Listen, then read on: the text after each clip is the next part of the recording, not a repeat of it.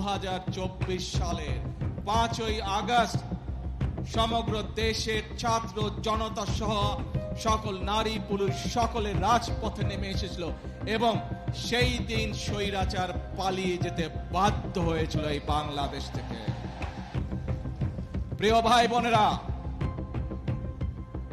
BNP আপনাদেরকে যে কথা দিয়েছিল পর্যায়ক্রমিক ভাবে আমরা প্রত্যেকটি কাজ শুরু করেছি। যে কটি পরিকল্পনার কথা, যে কটি কাজের কথা আপনাদের সামনে তুলে ধরলাম, যে কাজগুলো আমরা শুরু করেছি, এই প্রত্যেকটি কাজের সাথে এই দেশের খেটে খাওয়া মানুষের সম্পর্ক। 5 তারিখে স্বৈরাচার পালিয়ে যাওয়ার পরে যে অন্তর্বর্তীকালীন সরকার আসলো, সেই অন্তর্বর্তীকালীন সরকার এসে সংস্কার কমিশন গঠন করলো। সেই সংস্কার কমিশনে আপনাদের পক্ষ থেকে, জনগণের পক্ষ থেকে বাংলাদেশ জাতীয়তাবাদী দল তার মতামত উপস্থাপন করেছে। আমরা সব সময় বলি, আমরা যা করব স্বচ্ছভাবে করব, কোনো লুকোচুরি নেই। আমরা আমাদের প্রস্তাবনা সেই অন্তর্বর্তীকালীন সরকারের সংস্কার কমিশনে উপস্থাপন করেছি। হ্যাঁ, গণতন্ত্রতে মতের পার্থক্য থাকবে, সবকিছুতে যে আমি এগ্রি করব, একমত পোষণ করব এমন কোনো কথা নাই।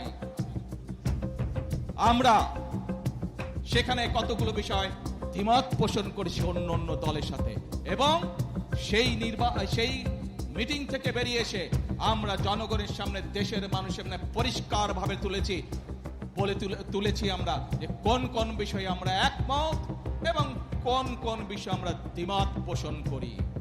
এই সংস্কার কমিশনের আলোচনার পর আপনারা দেখেছেন সেই অন্তর্বর্তীকালীন সরকার সংসদের দক্ষিণ প্লাজাতে একটি অনুষ্ঠান করলো, যেখানে জুলাই সনদ নামে সনদটি স্বাক্ষর করলো। বিএনপি স্বাক্ষর করেছে, তারপরে আরো বিএনপির সাথে লাইন দিয়ে আরো কিছু দল স্বাক্ষর করেছে।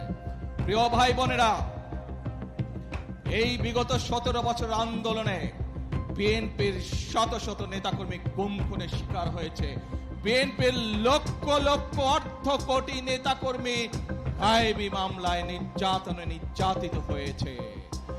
আজ এই হাজারো মানুষের সামনে দাঁড়িয়ে, এই মিডিয়ার সামনে পরিষ্কার ভাবে আমি আবারও বলে দিতে চাই, সংসদের দক্ষিণ প্লাজায় দাঁড়িয়ে বাংলাদেশ জাতীয়তাবাদী দল যে জুলাই সনদে সই করে এসেছে, সেই জুলাই সনদের প্রত্যেকটি শব্দ, প্রত্যেকটি অক্ষর আমরা ইনশাআল্লাহ এক এক করে বাস্তবায়ন করব।